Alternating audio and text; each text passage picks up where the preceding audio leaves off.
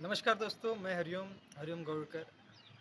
आज 15 अगस्त के दिन कुछ बात कहना चाहूँगा। जब भारत आज़ाद हुआ था तो आज़ादी का राज हुआ था।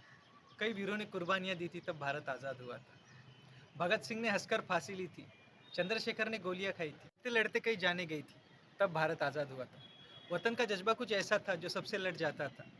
इस मिट्टी की खुशबू ऐसी थी तब खून की आंधियाँ बहती थी। अंग्रेज़ों ने इस वतन को छोड़ा था, फिर इस देश के रिश्तों को तोड़ा था और भारत को 2 हिस्सों में बाँटा था। एक हिस्सा हिंदुस्तान था तो दूसरा पाकिस्तान कहलाया था। फिर सरहद नाम की रेखा खींची गई, जिसे कोई ना पार कर पाया था। ना जाने कितनी माएँ रोईं, ना जाने कितने बच्चे भूखे सोए। हम सब ने साथ रहकर एक ऐसा भी समय काटा था। आप पढ़ते हो किताबों में, चलो आज मैं तुम्हें बताता हूँ। 15 अगस्त की असली परिभाषा आज अच्छे से समझाता हूँ। एक दौर था जब भारत को सोने की चिड़िया कहा करते थे। कैद कर लिया उस चिड़िया को, वो शिकारी अंग्रेज कहलाते थे। कुतर कुतर के सारे पंख अधमरा कर छोड़ा था।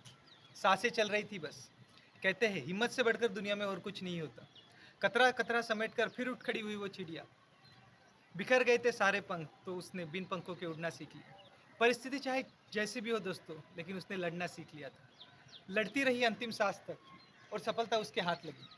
आज़ादी की थी चाह मन में और वो आज़ादी के घर लौट गई।